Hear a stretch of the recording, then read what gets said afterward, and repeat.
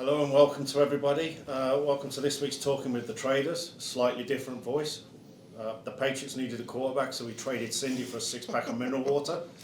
And this is the most mid-level talent that's ever sat in this chair. So I'm Craig, I'm hosting today. I'm the Vice President of Trading. With me is Adam Pullen, the Assistant Vice President of Trading. Hello, everyone.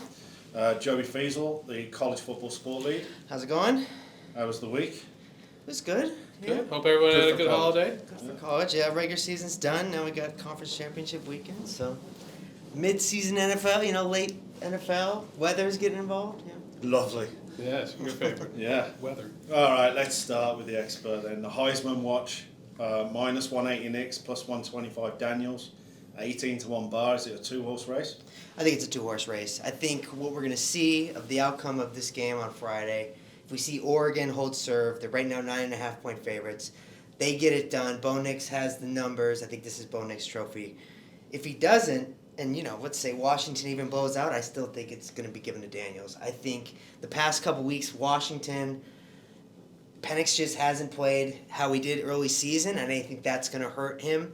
And I think it's really a two-horse race, and that's why we're seeing Penix at such long odds. I mean, there is an outside shot that this could happen, but I really don't see it. I really don't see him being, even if he puts up like 6 touchdowns, very talented Oregon team, but I still think they're going to say, well, Daniel still was consistent throughout the season. He still put up the numbers. Regardless of those losses, they're going to end up giving it to Daniels. But, I think a two-horse race, obviously, Daniels can't do anything about it. He's sitting at home. He's going to be watching this conference championship weekend, and that's really what we're going to see is that Bo Nix brought this team to the Pac-12 championship. Whoever wins this game is going to go to the playoff, and that should have a big win should matter as that's showing that you are a great player, in my opinion. So, yeah. Yeah, no, I agree with everything Joey said. I mean, I think it's Nix's to lose. If he plays well and they win, I think he should get it. Daniels is a great player, obviously. I think he is equally deserving. If they had exacta wagering, maybe Penix can get second. That might be the only way he gets involved. But no, I think it's if Nix has a decent game and they win, I think that carries a little more weight. But Daniels, he's an amazing talent. Could equally deserving of the award, but this extra game, it really helps Nix in this regard. So if the Ducks win and lift the Pac-12 championship trophy, I think he might be lifting another trophy at the quarterback club in New York City in a few weeks. And one thing that's interesting to note is the way the Heisman odds are set. We have Bo Nix at minus 175. The money line for Oregon's minus 400. So it's not necessarily a win that's going to get this done. If we have Bo Nix throws a pick, they win by 3. Then it'll be the nonsense of Twitter going back and forth of who should get the trophy. That's really, but that's the interesting is that it's not just a win. I think that gets it done for Nix. I think he's got to show that what everybody thinks is that Oregon is the better team than Washington. Yeah, so follow-up one for you. Okay. If Nix has a big game on Friday, and Daniels is going to go to the NFL next year, does Daniels actually bother playing the bowl game knowing he's not going to win the Heisman? We've seen this in the past where if I'm going to the NFL, what do I got to play a bowl game? But that was before NIL. Yeah. Mm-hmm. And so you're going to see pressures about these bowl games. There's a lot of money involved. There's a lot of pride for a university, and if you're getting kind of pushed by those NIL deals, you might play it. I'd say 2 years ago, no way, Jose. Yeah. But we'll let the speculation begin once we get to that point. All right. Speaking of Oregon, let's Pac-12 championship preview, which is Friday in Las Vegas. Joey? Yeah, this is the game that we've been anticipating since that original Oregon-Washington game. We were really hoping these two teams were going to get in because we really want to see the rematch. We want to see, since that game, Oregon's just been dominating everybody, kind of proving that they are the gold star, the gold candidate of the Pac-12, and it's the final Pac-12 championship. Next year we got the Pac-2. Jonathan Smith's leaving Oregon State. I mean, what's going on? This is it. This is the end-all, be-all. One of these teams are going to make the playoff. A few weeks ago, we had the look-ahead line at minus 6. It's now at 9.5, two scores. So it shows how much respect everybody has for this Oregon team and how much kind of Washington has kind of taken a step back kind of the TCU of last year, where they're winning games, but they're not blowing them out. They're not proving that they're the better team. It's kind of in the fourth quarter, it could be anybody's game. So. Yeah, I anticipate probably Oregon. Bo Nix wants to win the Heisman. Lanning wants this really bad. Maybe he gets to get a rematch with Georgia, his former team. I remember last year, the first game of the year, Georgia absolutely embarrassed Oregon, so I'm sure that's on their mind. So I think Oregon really has the motivation. So it should be a great game. Last year's game, Utah-USC, wasn't really competitive towards the end, but it did have playoff implications for only one team. Utah played spoiler, but this year it's both teams have a chance to get in. So.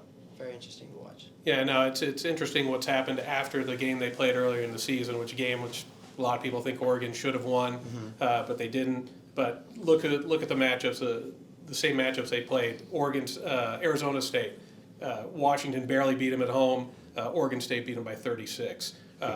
Washington State, UW beat them by 3 last week. Oregon by 14. I mean, Oregon has just looked better, and that's the reason why Joey said the look ahead was 6. Now it's up to 9.5.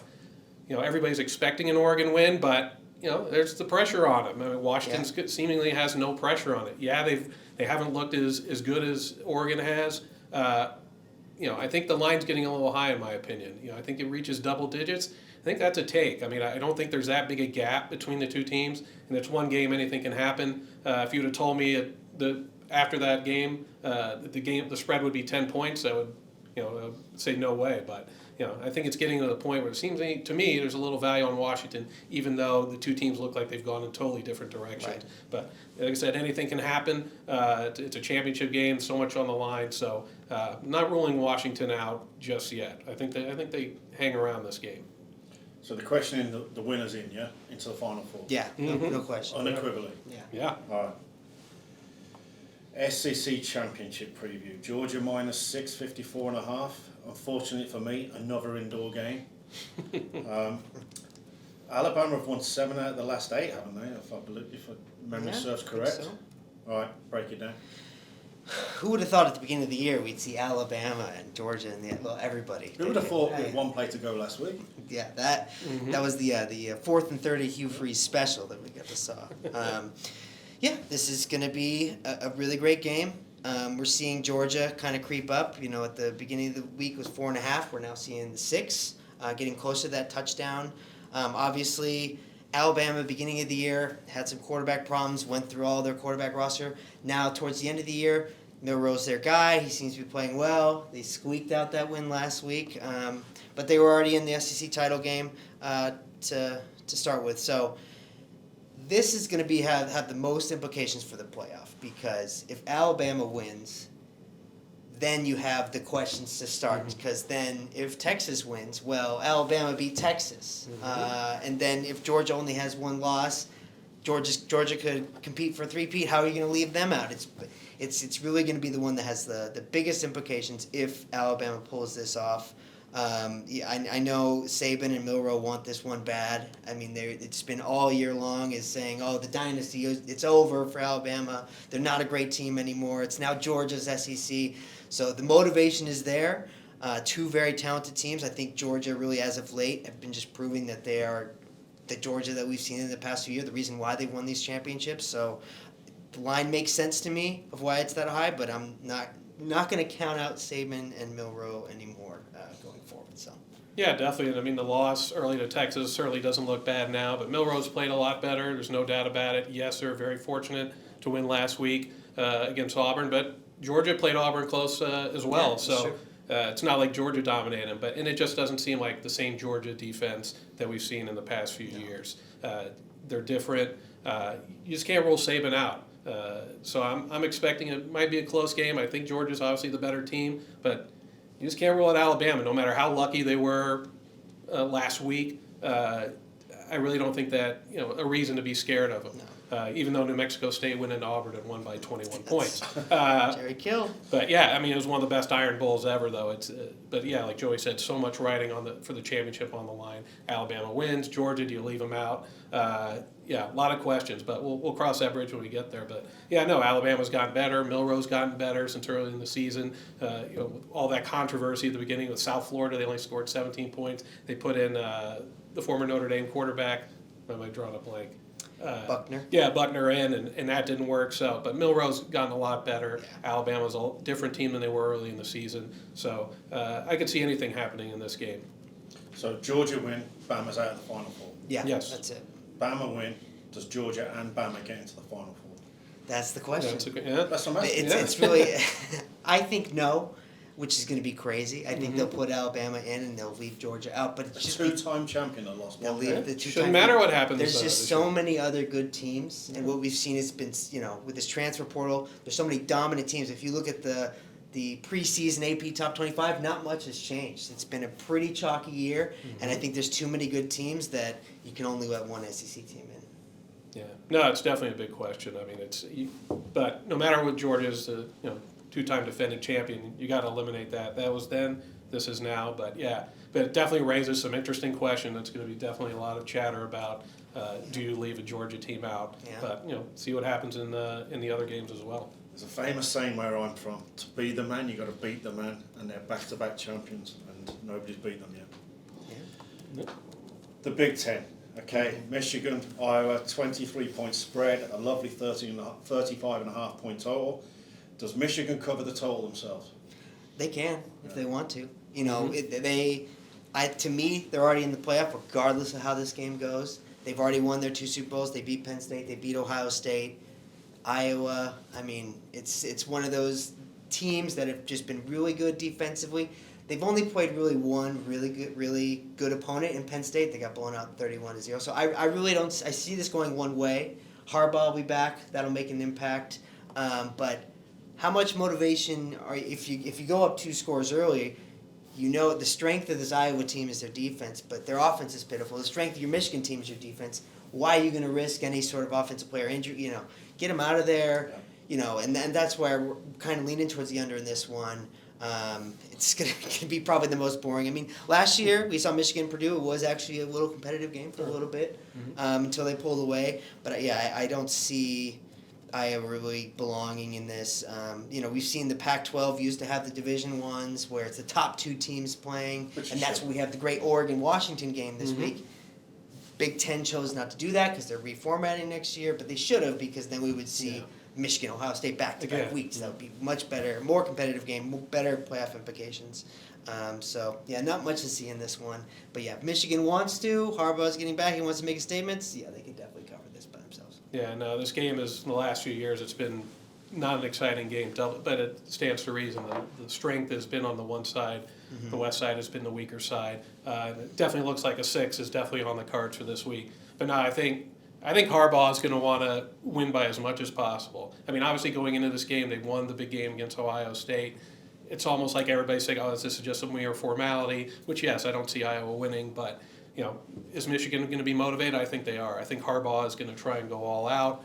I think he wants to stick it to the conference, so I wouldn't be surprised. Yes, it's not an easy route because Iowa has such a good defense, but their offense is bad, to put it nicely.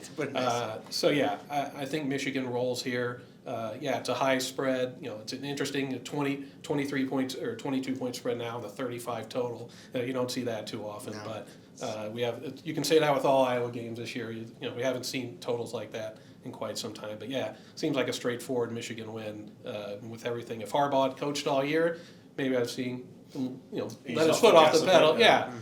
And save it for the playoffs and nobody gets hurt. But I think Harbaugh is going to make a statement and will win by as much as he can.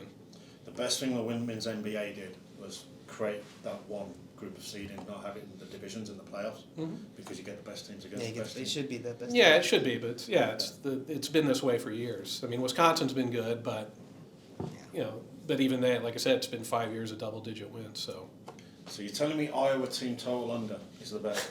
I think that's probably the bet. Yeah. Yeah, Unless their defense can get some scores. That's always turnovers happen. They put in backups in there. Maybe they get a pick 6. We saw that punt return that was taken back. But if it's relying on the offense, good luck. Good luck. Yeah. Okay, so with that said, we've already agreed that the Pac-12 winner's in. Michigan's in regardless. Yeah. Yeah. The SEC winner is in. Yeah. If they lose this game, if Michigan loses, I don't think it's going to happen. I don't think they're in. Winning, this isn't basically an automatic. And if they lose this game, depending on what happens in other places. I don't think let's not even talk. We'll talk about that next week if it happens, but I don't see it. But then you'd know the I results. can't put them in. Yeah, well, I can't put them in if they lose to Iowa is a big favorite. It'll ruin all the good work they've done all year. So who's your fourth team then? Fourth team. So we got, let's just say, Michigan's in, SEC title winners in, Pac-12 titles in. Yeah. If Florida State wins this game, which the line is trending towards Louisville, this is a tough Louisville team. Obviously, without Jordan Travis, it's a different team. Do I think Jordan Travis was the reason that they're having success? No, I think they have a solid defense. Benson, the running back, is very good. Yeah. They're a really solid team.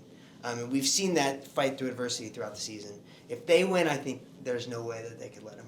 Just the committee has kind of made a stand that they're going to let the wins just count. So I think I think Florida State's in.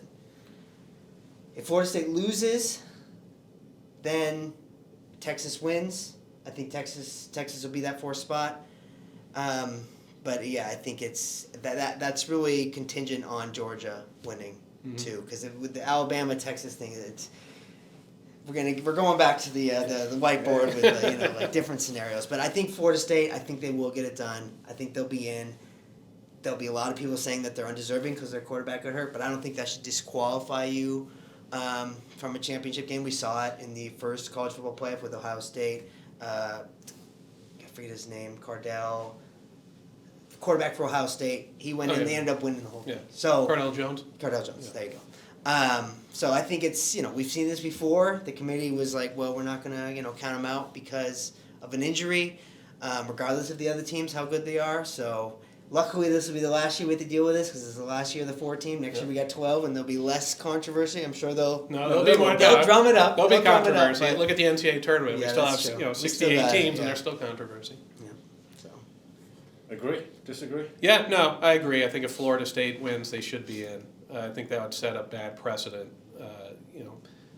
Yes, injuries matter, but you can't a committee can't tell you that you can't win. Right. Just because Travis is not there. I think that would be a real bad look. I don't see it, especially from Power 5 school. I would hope they wouldn't do it. I think Florida State, if they win, they go undefeated. I think they deserve it. What would the Michigan spread be against Florida State? Michigan spread versus Florida State. 9.5. I have to go with my sheets. I was gonna say 10. I was gonna say around 10. 9.5 would probably. Maybe we should just base it on point spreads in the Final Four. Yeah. Final four. If we got involved, I think Yeah, we would put yeah. we would put a hell of a playoff together. Yeah. We would put a player. Yeah, yeah. we put a hell of a playoff. All right. NFL. Adam, give us your updated power rankings. Well, I know I'm probably going to be different, and remember, these are unbiased rankings. I had the Eagles as my number 1. They're still number 1. I know they're a dog to the 49ers at home this week, which would tell you most people say, I'm dreaming, but I still have the Eagles first. Second is the Ravens, then the 49ers, the Chiefs, and then the Cowboys. Similar. I got 49ers, Ravens, Eagles, Chiefs, Cowboys. Outside looking in, Jags, Lions, Dolphins. They're kind of those teams that are the young teams, have the talent, haven't got the big wins yet. Haven't shown up against the big boys. I know he's going to have Ravens as their number 1, but I'm about to shock the world. oh my goodness, I can't wait to hear this. So let's let you shock the world. Look, I just think this 49ers team, and I think it says a lot that they are away favorites against and this is a rematch of the NFC Championship last year. I think this 49ers team, top to bottom, is a solid team. I know they had the bad 3-week stretch, but since the bye, they have been just dominant every week. CMC looks great. Purdy looks great. The defense looks solid. I don't see many holes. I think this team is my Super Bowl champ. 49ers. all right. For what it's worth, Ravens 1, Okay. 49ers 2, Cowboys 3, Okay. Chiefs 4, Eagles 5, and here is the shock. I have the Bills at 6. Really? Yeah. That is a shock. And the first thing I did when I ran my numbers Monday night was see what price the Bills were. And then that magic 40 to 1. Eric was talking about the other day. Yeah. They will make the playoffs, I think, and they will be exceptionally dangerous. I just think 40 to 1's a lot of value right now. Yeah, I think, they've really fought tooth and nail. I mean, They should have they're beat the Eagles desperate. last They week. should have Could beat the easily Eagles won, last yeah. week. They're desperate. They're just wanting to get that win. I could agree with that, but I think they're going to fold towards the end of the season. I just think Josh Allen makes too many mistakes for me to put them in that upper echelon. Injuries, dealing with that defense, I think it's, they're kind of losing those close games. They're beating up on the Jets. I got the Bills a little bit farther down. All right. So who's going to take the preview? Adam's Eagles, so his number one team and his team. Mm-hmm. Joey's 49ers, number one team. Who wants to start? I'll start with this Good. one. Yeah, Eagles obviously coming off that thriller, the overtime, probably the best game of the week. And 49ers really beat up on the Seahawks on Thanksgiving. Line opened up, Eagles as a small favorite last week. Mm-hmm. We're now seeing it push to 3. Now it's getting a little bit of buyback at 2.5. I think that just says so much how this 49ers team is just built. I mean, to be an away favorite against the NFC champions of last year. Granted, the Eagles haven't had, it was a close win. They've had a lot of close wins this year. The one kind of bad loss, but I think they're not as good as their record suggests, the Eagles. So the line does make sense to me. And I see 49ers really, it's going to be a great game, but I see the 49ers pulling away late, maybe winning by more than a touchdown. Yeah, no, and it just shows you how it's not just if you win, it's how you win. So I can understand a lot of love for the Niners this week. Eagles, the last 3 games, could have lost all 3, but they didn't. No. All the teams that they beat, or said the Bills were number 6, they're top teams.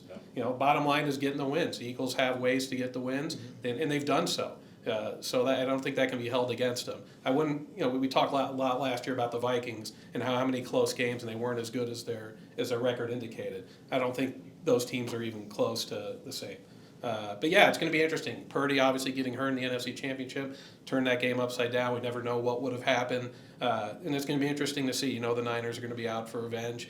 Can the Eagles pull another rabbit out of their hat? Maybe so. I mean, they're at home. They're getting almost a field goal, which I think a field goal has got to be a take.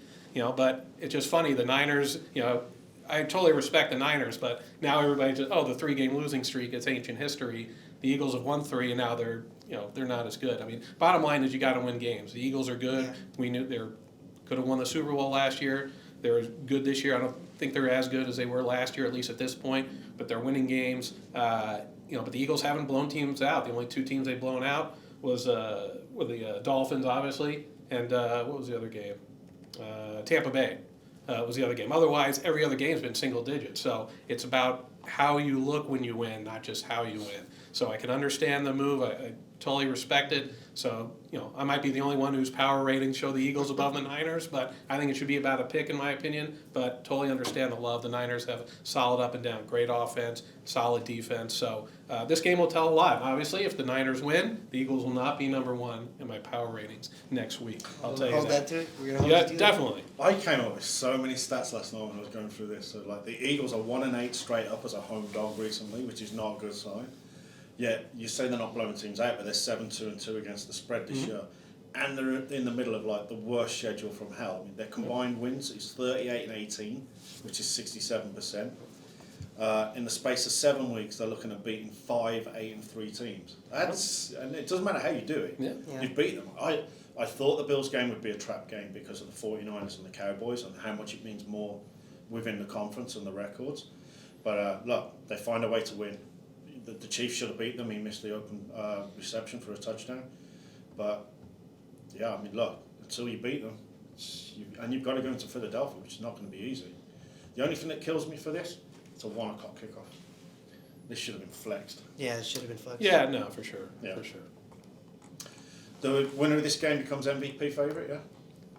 Yeah, I'd say that's fair. Yeah, fair, for sure. Yeah, I mean, Hurts, I don't think has not had the year. I mean, I think it's working for Hurts. Obviously, their record is impressive, 10-1, but, probably should, if he didn't get hurt, would have won the MVP last year. So will people take that into consideration? Like I said, we talked about awards and how there's no set criteria. There's a lot of, personal opinion built into it. So that's working in Hurts' favor. But yeah, if Purdy comes in and then it's just going to throw the whole narrative away if he comes in and beats Hurts and outplays Hurts.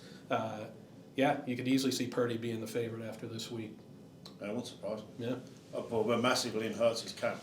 Yeah, As for sure. traders. Yep. Okay, final one. Chiefs versus Packers. Did I hear this right? This is Mahomes' first game in Lambeau. Makes sense. Yeah. Yeah, I guess Yeah, the makes NFC, sense. Yeah, Yeah. you're only playing them a couple times. Yeah. I was quite surprised when I saw that.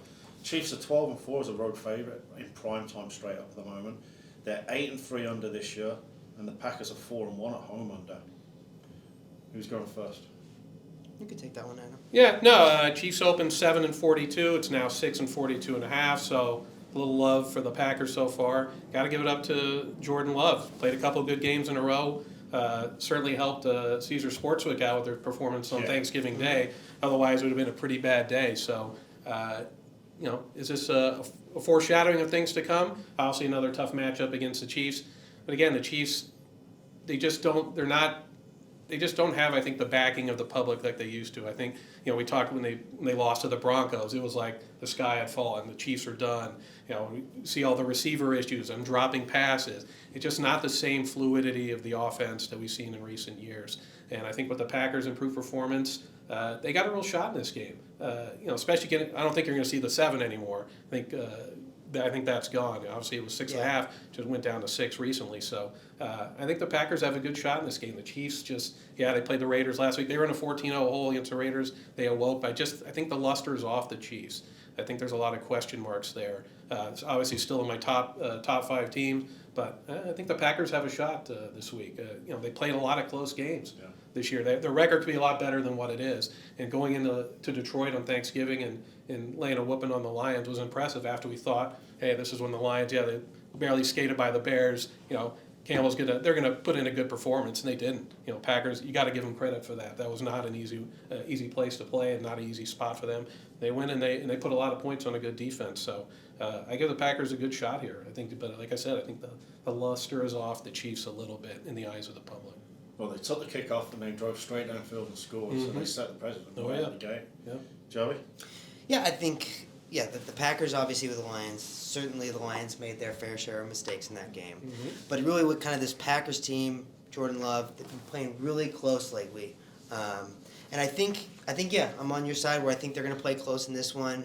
What I still just can't get over is how the Chiefs, without Tyreek Hill, have they're a different team. Mm-hmm. They're a different team offensively. They've leaned more towards Spagnuolo, and the strength is now their defense. It's just a different Chiefs team, and I think that also adds why the public is, because they're more a defensive team now. It's not, Mahomes is still great. Travis Kelce is still great, but they're missing really that key wide receiver just to, put up big points, be that flashy team. So I lean the Packers in this one. Should be a good game. Again, I'd much rather see the Sunday night game be the 49ers-Eagles, but I can see why they're keeping it Packers. Obviously, Lambeau, very exciting place to play, good home field advantage. So I think, this one will be probably closer than everybody thinks. When I was looking at this, it's actually a huge game for both teams. So the Packers, they're -110 to make the playoffs at Caesar Sportsbook. They can get into a tie with the Vikings for the final wildcard spots. They're not out of it. No. The Chiefs are stuck in this huge AFC #1 seed race. They've got the 15th easiest schedule the rest of the way. Dolphins have got a tough one. Ravens have got the 3rd hardest. So for me, they're in a matchup with the Jags. Theoretically, the 1 seed is Kansas City's or Jacksonville's to lose. So would you take the Jags 7th one to win the AFC, or the Chiefs at 2s? The value screams Jacksonville given the schedule. Yeah. But then I was going through all my ratings, and I never thought I'd say this. So I was looking at my 4th quarter ratings. The Chiefs are 32nd on offense and 1st on defense. Like the Jets, the Giants, the Patriots are all better rated in the 4th quarter than the Chiefs. They've hung on for dear. Yeah, they've hung on for dear life. Yeah. Against the Eagles, they were up at the half. Against the Dolphins, they were up and barely hung on there. So, look, the Chiefs it's a big game. The Chiefs obviously they have the tie break for the 2nd spot over the Jags and Miami after having beaten them. So they have that in their back pocket. But like I said, it's just. Like Joey said, Tyreek Hill was a big loss to them. They're just not the same as they once were. But I really think the public is backing off them. I think there's other teams that they're focusing on instead of the Chiefs. It's just something after that Denver game. That's all it took. I mean, look, they're still 8-3. Losses to the Eagles. I mean, it's not a bad loss. Broncos are playing better. Yeah. I mean, but it's just something about them. It's just you just don't. They don't have that backing like they used to. But and maybe that's a good thing for them. So yeah, they're a different team. They're going to win by defense, maybe not with offense like they used to. Yeah. And you both said it right. The Chiefs are a different team without Tyreek Hill, and Miami are a completely different team with Tyreek Hill. Yeah. The guy just changes the game. Yeah. As far as maybe seeing, I said you may not see 7. It's still possible. It's a Sunday night game. You never know. Rash of favorites Depends on coming the in. results I hope we don't, because that means all the favorites coming in, and it's going to be a bad week. But yeah, I just think this is a game. Obviously, they could easily lose. I wouldn't be shocked in the least bit. Yeah, it's not the worst Sunday night game I'm going to watch this year. No, definitely not. We've seen worse. Well, in that time we were praying for weather now, aren't we? Yeah. Cool. Thank you. Any final words or wishes? No, I'm interested to see how this playoff kind of finishes out. Really good conference championship games. Good NFL week. So yeah, best of luck to everybody. It's been a long, hard season, so well done, Johnny. Yep. Yeah, Well thank done. Yeah. Adam? No, looking forward to it, especially Friday and Saturday with all the championship games. Back to back here in Las Vegas. We got the Pac-12 and the Mountain West championship game. Got to give some love to our hometown Rebels and being in that game. But yeah, it's nothing better, a lot on the line. So I'm excited to see what's going to happen on Friday and Saturday. That bothered me so much when I saw so many indoor games for the championship. Yeah. Yeah, that It's puts heartbreaking. You'd rather see being held in Boise than in Las Vegas, right? 12 The foot mountain, of yeah. snow, 25-mile-an-hour winds and rain. Yeah. It's just my ideal night. Yeah. True football weather. Yeah, exactly. Okay, well, thank you to everybody. The mid-level talents will be back next week in this chair. So get well soon, Cindy, and Yep. thank you and take care. Yeah, thanks everybody. Right.